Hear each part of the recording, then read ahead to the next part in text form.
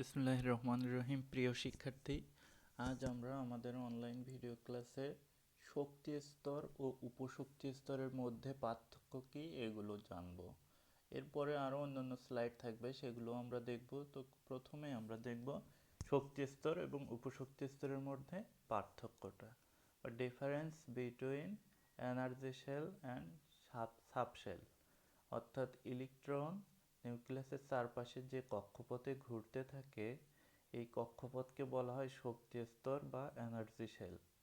Bore তার মতবাদে প্রধান কক্ষপথ বা শক্তি স্তর সম্পর্কে ধারণা দেন। পরবর্তীতে সমরফেল্ড বোর মতবাদটাকে আরও সম্প্রসারিত করে উপস্থাপন করেন এবং উনি উপশক্তি স্তর সম্পর্কে ধারণা দেন। তো আমরা এই দুইটা বিষয় সম্পর্কে পূর্বেও কিছু জেনে আসছি, এখন এদের ভিতরে পার্থক্য কী সেই জ্ঞানের ভিত্তিতে এটা দেখব। নাম্বার 1-এ বলা হচ্ছে নিউক্লিয়াসকে কেন্দ্র করে ও নির্দিষ্ট দূরত্ব বজায় রেখে যে বৃত্তাকার বা উপবৃত্তাকার পথে ইলেকট্রন আবর্তনশীল সে পথকে শক্তি স্তর বলে। অর্থাৎ শক্তি স্তর বৃত্তাকার বা উপবৃত্তাকার হতে পারে এবং নিউক্লিয়াস থেকে নির্দিষ্ট দূরত্বে থাকবে যে পথে ইলেকট্রন ঘুরতে থাকে নিউক্লিয়াসকে কেন্দ্র করে। উপশক্তি স্তরের ক্ষেত্রে বলা হচ্ছে নিউক্লিয়াসের বাইরে কিন্তু এই শক্তি ক্ষেত্রের মধ্যে, অর্থাৎ নিউক্লিয়াসের বাইরে কিন্তু নিউক্লিয়াসের শক্তি ক্ষেত্র বা পরমাণু শক্তি ক্ষেত্রের মধ্যে যে ত্রিমাত্রিক অঞ্চলে ইলেকট্রন পাওয়ার সম্ভাবনা সর্বাধিক তাকে উপশক্তি স্তর বলে। অর্থাৎ শক্তি স্তরে যে ইলেকট্রন ঘুরতে থাকে ওই শক্তি স্তর বৃত্তাকার বেশ বড় একটা পথ, সে তুলনায় ইলেকট্রনের আকার খুবই ছোট। তাহলে এত ছোট ইলেকট্রন অত বড় পথের কোন জায়গাটায় কিভাবে আছে এটা নির্দিষ্টভাবে বোঝা যায় না। তো কোন জায়গাটাতে ওই ইলেকট্রন থাকার সম্ভাবনা সর্বাধিক বা অনেক বেশি, যে এই জায়গাটাতে থাকতে পারে, সেই অঞ্চলটাকে বলা হচ্ছে উপশক্তি স্তর। নাম্বার 2-তে বলা হচ্ছে শক্তি স্তর একটি দ্বিমাত্রিক পথ, এর কোনো দিক নির্দেশক ধর্ম নেই।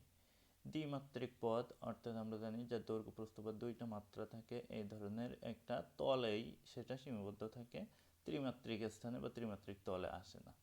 এই শক্তি স্তর এই ধরনের একটা দ্বিমাত্রিক পথ এবং এর কোনো দিক নির্দেশক ধর্ম নেই। উপশক্তি স্তরের ক্ষেত্রে নাম্বার 2-তে বলা হচ্ছে ডান পাশের কলামে, উপশক্তি স্তর একটি ত্রিমাত্রিক অঞ্চল, এস ব্যতীত পিডিএফ উপশক্তি স্তরের দিক নির্দেশক ধর্ম আছে। অর্থাৎ এই যে উপশক্তি স্তর যেখানে ইলেকট্রন পাওয়ার সম্ভাবনা সর্বাধিক, সেই অঞ্চলটাকে বলা হচ্ছে ত্রিমাত্রিক অঞ্চল। এবং এই ত্রিমাত্রিক অঞ্চলের যে উপশক্তি স্তরগুলো তার ভিতরে এস কেবল সুষমভাবে বিস্তৃত থাকে সকল অক্ষ বরাবর, কিন্তু পিডিএফ এরা নির্দিষ্ট অক্ষ বরাবর বিদ্যমান থাকে বা এদের দিক নির্দেশক ধর্ম বিদ্যমান। আমরা পড়ে এসেছি এস অরবিটাল গোলাকার ছিল এবং তিনটা অক্ষ বরাবর সুষমভাবে বিস্তৃত। P orbital x y z অক্ষ বরাবর তিনটা ভাগে বিভক্ত হয়, p x, p y, p z, এভাবে। ডি আছে এই ধরনের 5টা এবং এফ আছে 7টা, এটা আমরা আগে দেখে এসেছি। নাম্বার 3-তে বলা হচ্ছে ইলেকট্রনকে কণা রূপে কল্পনা করে শক্তি স্তরের অবতারণা করা হয়। অর্থাৎ শক্তি স্তর বা কক্ষপথ যেটা, সেইটার ধারণা আসছে ইলেকট্রনকে একটা কণা বা ক্ষুদ্র বস্তুরূপে কল্পনা করে। আর উপশক্তি স্তরের ক্ষেত্রে নাম্বার 3-তে বলা হচ্ছে ইলেকট্রনকে ঋণাত্মক আধান বিশিষ্ট মেঘ রূপে কল্পনা করে উপশক্তি স্তরের অবতারণা করা হয়। অর্থাৎ ইলেকট্রনকে যদি ঋণাত্মক আধান বিশিষ্ট মেঘ বা একটা আচ্ছন্ন অঞ্চল এরকম ধরে কল্পনা করে উপশক্তি স্তরের ধারণাটা নেওয়া হয়েছে। নাম্বার 4 বলা হচ্ছে শক্তি স্তর বৃত্তাকার বা উপবৃত্তাকার, এটা নাম্বার 1-এর ভিতরেই বলা আছে। তারপর আকার ভিত্তিক পার্থক্য বোঝানোর জন্য আলাদাভাবে এখানে আবার দেওয়া হয়েছে শক্তি স্তর বৃত্তাকার বা উপবৃত্তাকার। আর নাম্বার 4 সাবশেল বা উপশক্তি স্তরের ক্ষেত্রে বলা হচ্ছে এসপিডিএফ উপশক্তি স্তর যথাক্রমে গোলাকার, ডাম্বেলাকার, ডাবল ডাম্বেলাকার ও জটিল প্রকৃতির।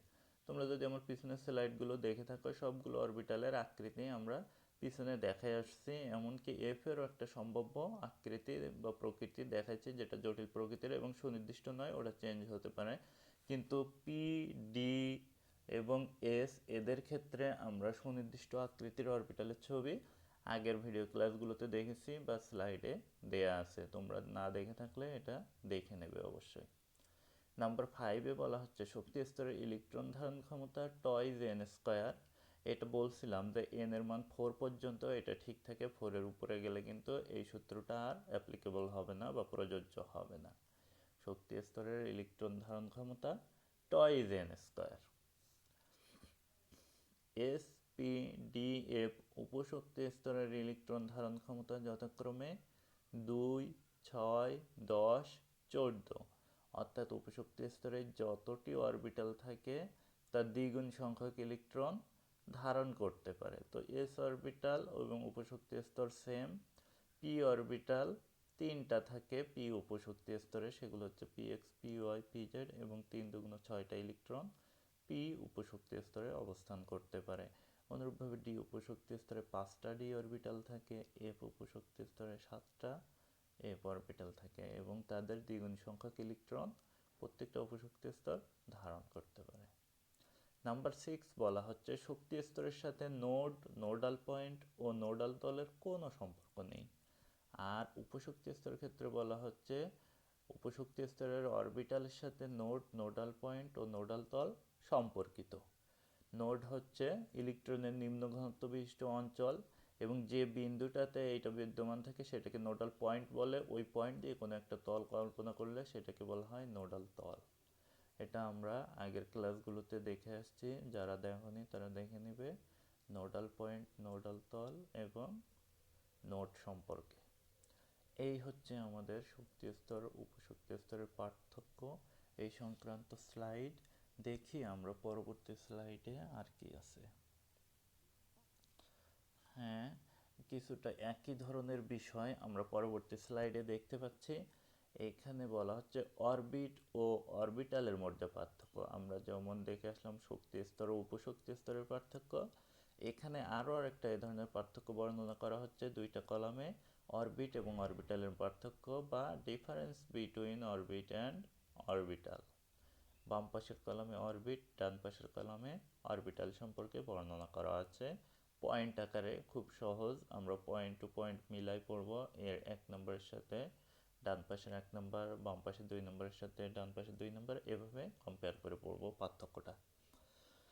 তো এখানে দেখো অরবিট অরবিটালের পার্থক্যে প্রথম পয়েন্ট বা নাম্বার 1-এ বলা হচ্ছে কণা হিসাবে ইলেকট্রন যে একমাত্রিক বা দ্বিমাত্রিক ও বৃত্তাকার বা উপবৃত্তাকার পথে নিউক্লিয়াসের চারিদিকে আবর্তন করে তাকে অরবিট বলে।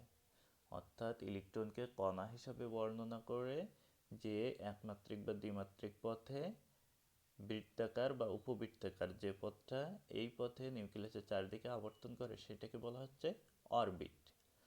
আর তরঙ্গ হিসেবে ইলেকট্রন নিউক্লিয়াসের চারিদিকে খুবই সামান্য বিস্তৃত ত্রিমাত্রিক অঞ্চলে কোনো বিশেষ মুহূর্তে অবস্থান ও প্রাপ্তির সম্ভাবনাময় স্থানকে অরবিটাল বলে।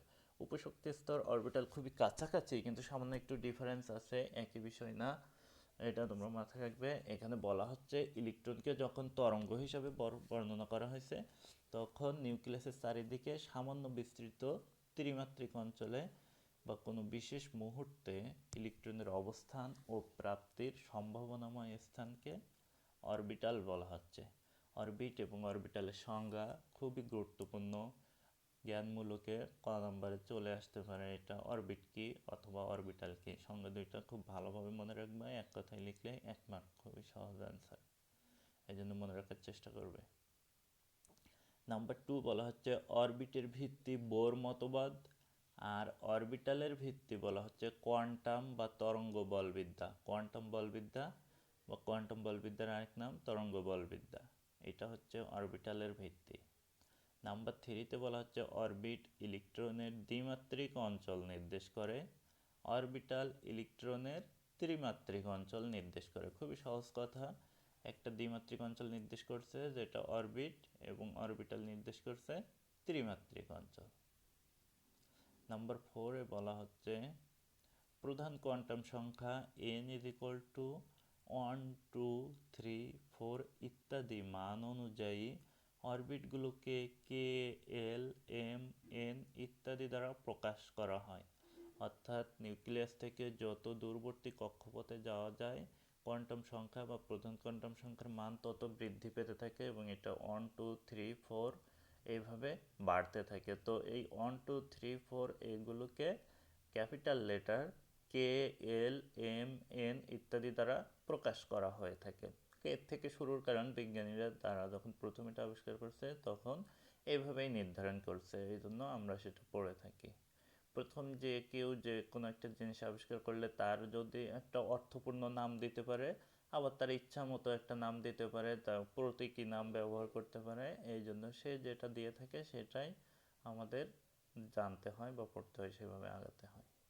নাম্বার 4-এ অরবিটালে বলা হচ্ছে সহকারী কোয়ান্টাম সংখ্যা এল ইজ ইকুয়াল টু 0 1 2 3 ইত্যাদি মান অনুযায়ী অরবিটালগুলোকে এসপি ডিএফ ইত্যাদি দ্বারা প্রকাশ করা হয়। অরবিটাল এবং উপশক্তি স্তর এখানে কিন্তু আসলে এসপি ডিএফ এখানে অরবিটালগুলোকে বলা হচ্ছে, এদের যে ভাগটা থাকে সেই ভাগগুলোই কিন্তু মূলত অরবিটাল। অর্থাৎ p x p y p z বা d x y d y z d z x d x square y square d z square এই ধরনের বিষয়গুলোকে অরবিটাল বলা হয় এবং তাদের সমন্বিত রূপ যে উপশক্তি স্তর সেটাকেই বোঝানো হচ্ছে যে এল ইজ ইকুয়াল টু 0 1 2 3 ইত্যাদি মান অনুযায়ী অরবিটগুলোকে এস পি ডি এফ ইত্যাদি দ্বারা প্রকাশ করা হয়ে থাকে। নাম্বার 5 বলা হচ্ছে অরবিটের ইলেকট্রন ধারণ ক্ষমতা টয়েস এন স্কোয়ার, এটা আমরা এর আগেও দেখছি শক্তি স্তর উপশক্তি স্তরের ক্ষেত্রে, অর্থাৎ শক্তি স্তর এবং অরবিট সেম বিষয়। আর অরবিটালের ক্ষেত্রে বলা হচ্ছে যে কোনো অরবিটালের ইলেকট্রন ধারণ ক্ষমতা 2টি, এটা আমি বলেছিলাম, এবং ওই অরবিটালগুলো আলাদা আলাদাভাবে 2টা করে ইলেকট্রন ধারণ করতে পারে, অর্থাৎ পি এর 3টা ভাগ, ডি এর 5টা ভাগ, এফ এর 7টা ভাগ, এই ভাগগুলোকে অরবিটাল বলা হয়, সেটা বলছি আগেই।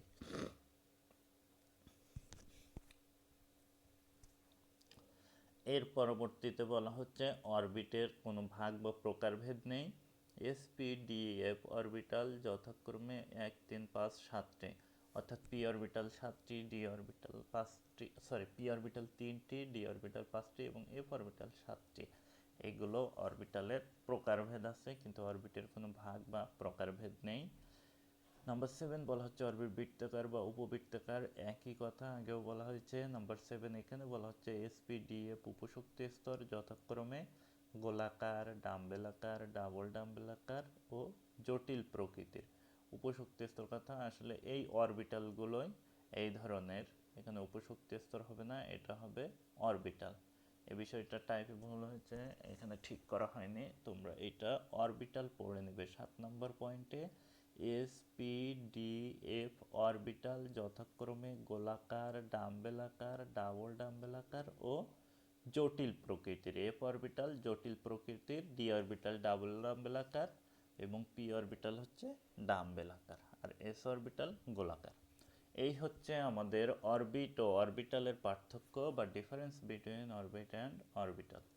ও আরও আছে পরবর্তী স্লাইডে, এখানে এটা 7 নম্বর পয়েন্ট পর্যন্ত ছিল, আরও কিছু পার্থক্য আমরা অরবিট এবং অরবিটালের দেখব 11 নম্বর পয়েন্ট পর্যন্ত, এবং এরপরে কিছু সাদৃশ্যও আছে, পার্থক্যের সাথে কিছু মিল আছে, সেই মিলগুলো স্লাইডের নিচে বর্ণনা করা হচ্ছে। তো আমরা দেখি একটু আরও কি বলতেছে অরবিট অরবিটাল সম্পর্কে। নাম্বার 8-এ বলা হচ্ছে অরবিটের ধারণা হাইজেনবার্গের অনিশ্চয়তা নীতির পরিপন্থী, অর্থাৎ হাইজেনবার্গ যে অনিশ্চয়তা নীতি দিচ্ছেন সেই ক্ষেত্রে ইলেকট্রনকে কণা এবং তরঙ্গ উভয় রূপে বর্ণনা করা হয়েছে, কিন্তু অরবিটের ধারণা শুধু ইলেকট্রনকে কণা রূপে বর্ণনা করে নির্দিষ্ট কক্ষপথে ঘূর্ণায়মান, এটার ভিত্তিতেই অরবিটের ধারণা চলে আসছে, এই জন্য অরবিটের ধারণা হাইজেনবার্গের অনিশ্চয়তা নীতির পরিপন্থী। অরবিটালের ধারণা হাইজেনবার্গের অনিশ্চয়তা নীতির সাথে সামঞ্জস্যপূর্ণ, কারণ এখানে ইলেকট্রনের কণা এবং তরঙ্গ উভয় ধর্মকে মেনে নিয়েই অরবিটালের ধারণা আসছে। নাম্বার 9 বলা হচ্ছে অরবিটে ইলেকট্রনের অবস্থান ও ভরবেগ নির্দিষ্ট, আর এখানে নাম্বার 9 বলা হচ্ছে অরবিটালে ইলেকট্রনের অবস্থান নির্দিষ্ট নয়, অর্থাৎ কোনো একটা কক্ষপথের ভিতরে থেকে ইলেকট্রনটা ঘুরতে থাকে, কিন্তু অরবিটালে নির্দিষ্ট নয়, অরবিটালের বিভিন্ন দিকে ইলেকট্রনটা চলাচল করতে পারে, অর্থাৎ এক্ষেত্রে অরবিটালে ইলেকট্রনের অবস্থান কোনো নির্দিষ্ট না। অরবিটাল হলো ছোট পরিসর, এই জন্য বলা হচ্ছে যে এখানে কোনো নির্দিষ্ট না, কিন্তু বড় পরিসরের ক্ষেত্রে একটা ভাগ যদি দেওয়া হয় তাহলে তার ভিতরে ইলেকট্রনটা থাকে। নাম্বার 10 বলা হচ্ছে অরবিটের ধারণায় ইলেকট্রনকে কণা হিসেবে গণ্য করা হয়। আর নাম্বার 10 অরবিটালের ক্ষেত্রে বলা হচ্ছে অরবিটালের ধারণায় ইলেকট্রনকে কণা তরঙ্গ উভয় রূপে গণ্য করা হয়। এটা আগেই বলেছি, অরবিটের কোনো দিক ধর্ম নেই, এস ব্যতীত অন্যান্য অরবিটালের দিক ধর্ম বিদ্যমান। এই হচ্ছে অরবিট এবং অরবিটালের পার্থক্যগুলো। এখন আমরা দেখি এদের ভিতরে কি কি মিল বা সাদৃশ্য আছে। ইলেকট্রনের অবস্থান প্রকাশ করে অরবিট, অরবিটালও ইলেকট্রনের অবস্থান সুনির্দিষ্টভাবে প্রকাশ করে। অর্থাৎ অরবিট প্রকাশ করে সাধারণভাবে একটা ব্যাপক অঞ্চলের অবস্থান প্রকাশ করে, কিন্তু অরবিটাল একটা সূক্ষ্ম বা আরও ছোট অঞ্চলে ইলেকট্রনের অবস্থান সুনির্দিষ্টভাবে প্রকাশ করে। সামান্য পার্থক্য আছে, যদিও দুইটা সাদৃশ্য বলা হচ্ছে বা দুইটা ইলেকট্রনের অবস্থান প্রকাশ করতেছে। নাম্বার 2তে বলা হচ্ছে বিভিন্ন অরবিটের শক্তি বিভিন্ন, বিভিন্ন অরবিটালেও শক্তি বিভিন্ন। নাম্বার 3 বলা হচ্ছে অরবিট নিউক্লিয়াসকে ঘিরে ইলেকট্রনের ঘূর্ণনরত অবস্থা, শক্তি ও গতি প্রকাশ করে। অর্থাৎ অরবিট কিন্তু তিনটা বিষয় প্রকাশ করছে: ঘূর্ণনরত ইলেকট্রনের অবস্থা, শক্তি ও গতি। আর এখানে 3 নম্বর বলা হচ্ছে অরবিটালও একই বিষয় প্রকাশ করে। নাম্বার 4 অরবিট নিউক্লিয়াসের বাইরে ইলেকট্রন সংক্রান্ত বর্ণনা করে, আর অরবিটাল নিউক্লিয়াসের বাইরে ইলেকট্রন সংক্রান্ত বিষয় বর্ণনা করে। এই হচ্ছে আমাদের অরবিট এবং অরবিটালের সাদৃশ্য, বৈসাদৃশ্য বা পার্থক্যগুলো। আমরা দেখি এর পরবর্তী স্লাইডে কি বিষয় আছে। হ্যাঁ, এর পরবর্তীতে ইলেকট্রন বিন্যাস, তারপরে বিভিন্ন নীতি আছে। আমরা দেখব এখান থেকে ইলেকট্রন বিন্যাস বা ইলেকট্রন কনফিগারেশন। অর্থাৎ একটা পরমাণুতে যে ইলেকট্রনগুলো থাকে, এই ইলেকট্রনগুলো কিভাবে বিন্যস্ত থাকে, তাদের সজ্জাটা কেমন, সেইটা সম্পর্কিত এই স্লাইডটা। Electron configuration. পরমাণুর কেন্দ্রে থাকে নিউক্লিয়াস। নিউক্লিয়াস প্রোটন ও নিউট্রনের সমন্বয়ে গঠিত। তিনটা মূল কণিকার দুইটি থাকে নিউক্লিয়াসে এবং একটা থাকে নিউক্লিয়াসের বাইরে, যেটাকে বলা হয় ইলেকট্রন। আর নিউক্লিয়াসে যে দুইটা থাকে সে দুইটা হচ্ছে প্রোটন এবং নিউট্রন। তো পরমাণুর প্রোটনের সংখ্যাকে এর পারমাণবিক সংখ্যা বলে। স্বাভাবিক অবস্থায় পরমাণুতে ইলেকট্রন ও প্রোটনের সংখ্যা সমান থাকে।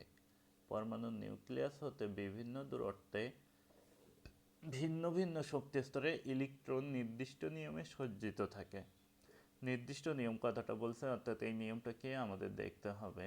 পরমাণু নিউক্লিয়াস হতে বিভিন্ন দূরত্বে ভিন্ন ভিন্ন শক্তি স্তরে ইলেকট্রন নির্দিষ্ট নিয়মে সুসজ্জিত থাকে। পরমাণুর বিভিন্ন শক্তি স্তরের অরবিটালে ইলেকট্রনের নির্দিষ্ট নিয়ম অনুসারে অবস্থানকে পরমাণুর ইলেকট্রন বিন্যাস বলে। অর্থাৎ পরমাণুর বিভিন্ন শক্তি স্তরে অরবিটালে ইলেকট্রন সুনির্দিষ্ট নিয়ম অনুসারে অবস্থান করে, সেটাকে বলা হচ্ছে ইলেকট্রন বিন্যাস। ইলেকট্রন বিন্যাস কয়েকটি সাধারণ নীতি হলো আউবাউ নীতি বা আউবাউ প্রিন্সিপাল, হুন্ডের নীতি বা হুন্ডস প্রিন্সিপাল, পলির বর্জন নীতি বা পলিস এক্সক্লুশন প্রিন্সিপাল। এই তিনটা নীতির ভিত্তিতে ইলেকট্রন বিন্যাস করা হয়ে থাকে। আমরা দেখি ইলেকট্রন বিভিন্ন অরবিটালে শক্তির ক্রমানুসারে প্রবেশ করে। অর্থাৎ নিম্ন শক্তির অরবিটাল আগে পূর্ণ হওয়ার পরে উচ্চ শক্তির অরবিটালে প্রবেশ করে। অরবিটাল সমূহের শক্তি ক্রম এখানে দেওয়া হয়েছে। নিম্নরূপের শক্তি ক্রম দেখা যায় অরবিটালের ক্ষেত্রে: 1s, 2s, 2p, 3s, 3p, 4s, 3d। এখানে দেখো লেস দ্যান দ্বারা শক্তি নিচ থেকে ধীরে ধীরে উপরের দিকে বৃদ্ধি পাচ্ছে, এটা বোঝানো হচ্ছে। এবং 3pর পরে 3dতে না যেয়ে কিন্তু 4s চলে আসছে, এটা ব্যতিক্রম। এবং এই যে আউবাউ নীতি 1 নম্বরে আছে, আউবাউ নীতির একটা এক্সটেনশন বা সম্প্রসারিত রূপ হচ্ছে n+l নীতি। সেই n+l নীতি অনুযায়ী বিভিন্ন অরবিট বা উপকক্ষপথ অর্থাৎ সাবসেল এদের শক্তি নির্ধারিত হয়, এবং শক্তি যেটাতে কম থাকে ইলেকট্রন সেটাতে আগে প্রবেশ করে। আমরা সামনের স্লাইডগুলোতে এই বিষয়টা দেখব। 4s এর শক্তি কম 3d অপেক্ষা, এই জন্য 4s আগে আসছে। তো এরপরে 3d, 4p, 5s, 4d, এখানেও সেম ঘটনা। 5p, 6s, 4f, 5d, 6p, 7s, 5f, 6d, 7p। অর্থাৎ এই হচ্ছে ইলেকট্রন প্রবেশের শক্তিক্রম। এই শক্তিক্রমটা মনে রাখা একটু জটিল, বা তোমরা যারা এটা মনে রাখতে পারো না বা বেশ কয়েকবার প্র্যাকটিস করার পরেও ভুলে যাও, তাদের জন্য একটা সূত্র শক্তিক্রমটি মনে রাখার জন্য নিচে আমি তৈরি করছি। দেখো এইভাবে দিছি, এইভাবে সাজানো যায়। যদি একটু ছন্দ টাইপের আছে, এখানে কিছুটা মিল আছে যেভাবে রাখা হয়েছে, আশা করি তোমরা বুঝতে পারবা। এখানে বলা হচ্ছে এস এস পিএস পিএস, প্রথমে এস এস, তারপরে পিএস পিএস, এর পরবর্তী হচ্ছে ডিপিএস ডিপিএস, এরপরে এফডিপিএস এফডিপিএস। এই ধরনের ডিপিএস এবং এফডিপিএস এই ধরনের টার্ম সেভিংসের ক্ষেত্রে প্রচলিত আছে। যারা সেভিংস করে তারা জানে, তোমরা এখন স্টুডেন্ট সেই লেভেলে হয়তো যাওনি। কিন্তু দেখো ডিপিএস ডিপিএস এফডিপিএস এফডিপিএস অনেকটা মিল, কিন্তু প্রথমে আছে এস এস, এরপরে পিএস পিএস। এইভাবে এই উপকক্ষপদগুলো মনে রাখতে হবে। এরপরে এদের সাথে কোন সংখ্যাটা আসবে বা সংখ্যাটা কিভাবে হবে, দেখো সেটারও একটা ছন্দ আছে এখানে, বা একটা মিল বিদ্যমান আছে সংখ্যাগুলোর ভিতরে। প্রথমে বলা হচ্ছে 1 2, তারপরে 2 3, 3 4, এই পর্যন্ত এই তিনটা কিন্তু এভাবে গেল 1 2 2 3 3 4। এরপরে একটু মনে রাখবে 3 4 5 4 5 6, অর্থাৎ 3 থেকে এখানে আবার শুরু। প্রথম তিনটা যেমন পরেরটা থেকে শুরু হয়েছিল, এখানে কিন্তু তা না, এখানে আগেরটা থেকে শুরু, অর্থাৎ 3 4 5 4 5 6, মাঝখানেরটা থেকে শুরু, এটা 4 5 6। আর এফডিপিএস যে আবার 4 5 6 7 5 6 7 8, এই সংখ্যাগুলো এবং উপরের উপশক্তি স্তরগুলো যদি তোমরা এভাবে মনে রাখো, তাহলে খুব সহজেই ইলেকট্রন বিন্যাস করতে পারবে। তবে ইলেকট্রন যখন অরবিটাল হতে বের হয়ে যায় বা ইলেকট্রন বিন্যাস লেখা হয়, তখন প্রধান কোয়ান্টাম সংখ্যার ক্রমানুসারে বের হয় বা লিখতে হয়। ওইটা উপরে যে দুইটা নিয়ম আমরা একটা লম্বা লাইন এবং ছন্দ আকারে দেখলাম, এটা হচ্ছে ইলেকট্রন কিভাবে প্রবেশ করবে সেই শক্তিক্রম। কিন্তু ইলেকট্রন বিন্যাস কিভাবে লিখতে হবে বা সর্বশেষ শক্তি স্তর থেকে ইলেকট্রন যখন বের হয়ে যাবে তখন কি হবে ক্রমটা, সেটা কিন্তু এর নিচে দেওয়া হচ্ছে। দেখো 1s 2s 2p 3s 3p 3d 4s। দেখো উপরে 4s এ ইলেকট্রন আগে প্রবেশ করবে 3d এ অপেক্ষা, 3d এর আগে 4s এ যাবে। কিন্তু বিষয়টা যখন তুমি লিখবে বা ইলেকট্রন যখন বের হয়ে যাবে তখন কিন্তু এই ধারাবাহিকতা বজায় রাখবে, 1s 2s 2p 3s 3p 3d। এইটাও এই নিয়মটার সাথে দুইটা একটু ব্যতিক্রম টাইপের, এই জন্য মনে রাখতে তোমাদের সমস্যা হয় বা কষ্ট হয়। একটু প্র্যাকটিস করবা তাহলে এটা চলে আসবে। এবং এই প্র্যাকটিস বা মনে রাখার জন্য সবচেয়ে সহজ উপায় হচ্ছে লেখা। কেমিস্ট্রির সাথে প্রচলিত প্রবাদ হচ্ছে যতই পড়িবে ততই ভুলিবে, এবং এই প্রবাদ বা এই অবস্থা থেকে উত্তরণের উপায় হচ্ছে লেখা, বেশি বেশি লেখা। রসায়নের বিষয়গুলো তুমি মুখস্থ করে না, দেখে দেখেও যদি লেখো তাহলে ওই বিষয়টা অনেকটা ক্লিয়ার হয়ে যাবে এবং তোমার ব্রেনে ক্যাচ করবে। তো এখান থেকে এখন আমাদের সৃজনশীল সিস্টেম বলা হয় মুখস্থবিদ্যা না, আসলে জ্ঞান বা অনুধাবন জ্ঞানমূলক যে বিষয়গুলো, এগুলো তো তোমাকে একটু মনে রাখতেই হবে, বা এগুলো তো মুখস্থবিদ্যার পর্যায়ে পড়ে যেটা। তো ডাটা বা ইনফরমেশন টাইপের যে সকল বিষয় থাকবে, সেটা যে সাবজেক্টেই থাকুক না কেন, এমনকি ম্যাথমেটিক্সেও সূত্র তো তোমাকে মুখস্থ রাখতেই হয় বা মনে রাখতে হয়। একটা সূত্র থেকে অনেকগুলো সূত্র তৈরি করা যায়, সেটা ঠিক আছে, কিন্তু মূল যে সূত্র বা যে কোনো একটা রূপ তো তোমাকে মুখস্থ রাখতেই হবে, মনে রাখতে হবে। সেই রূপ থেকে পরবর্তীতে আমরা অন্য রূপে যেতে পারি একই সূত্রে। তো এখানেও এই ধরনের এই ক্রমটা তোমরা মনে রাখবে, এবং উপরে ইলেকট্রন প্রবেশের ক্রম আর ইলেকট্রন বিন্যাস লেখার ক্রম দুইটাই অবশ্যই মনে রাখার চেষ্টা করবে। তো এখানে বলা হচ্ছে 1s 2s 2p 3s 3p 3d 4s 4p 4d 4f, অর্থাৎ প্রধান কোয়ান্টাম সংখ্যার ক্রম অনুযায়ী সাজানো হচ্ছে। 5s 5p 5d 5f, 5g কিন্তু আসবে না। ইলেকট্রন যদি আরও বৃদ্ধি পায় বা পরমাণু সংখ্যা 118 পরে আসে বা পর্যায় সারণীর যদি অষ্টম পর্যায়ে চলে আসে, সেই ক্ষেত্রে হয়তো আসতে পারে। সেটা এখনও অনেক গবেষণার ব্যাপার বা ভবিষ্যতের ব্যাপার। আপাতত আমাদের 5f পর্যন্তই থাকবে। এরপরে আছে 6s 6p 6d 7s 7p এবং লাস্ট 8s। 8s হচ্ছে অষ্টম পর্যায়ের ব্যাপার, ওটা এখনো আসেনি, জাস্ট ওটা লিখে রাখছি, এই ছাড়া আর কিছু না। তো সর্বোচ্চ ইলেকট্রন সংখ্যা বিশিষ্ট মৌলের ইলেকট্রন বিন্যাস এখানে দেয়া আছে, অর্থাৎ 118তম মৌল অর্গানেসন সম্ভবত, যার ইলেকট্রন সংখ্যা 118টি, সেইটার বিন্যাস এখানে দেয়া হয়েছে। দেখো 1s2 2s2 2p6 3s2 3p6 3d10 4s2 4p6 4d10 4f14 5s2 5p6 5d10 5f14 6s2 6p6 6d10 7s2 7p6। এই হচ্ছে সর্বোচ্চ ইলেকট্রন সংখ্যা বিশিষ্ট মৌলের ইলেকট্রন বিন্যাস। তো আজকের ক্লাসটা এ পর্যন্তই থাকবে, ইলেকট্রন বিন্যাস পর্যন্ত। ইলেকট্রন বিন্যাস সংক্রান্ত যে 3টা রুল আছে, আউবাউ প্রিন্সিপাল, হোনস প্রিন্সিপাল এবং পলিস এক্সক্লুশন প্রিন্সিপাল, এই 3টা নীতি আমরা আগামী ক্লাসে, আগামী অনলাইন ভিডিও ক্লাসে দেখার চেষ্টা করব ইনশাল্লাহ। 3টা এক জাতীয় বিষয়। আজকে পর্যন্ত সবাই ভালো থাকো, আল্লাহ হাফেজ।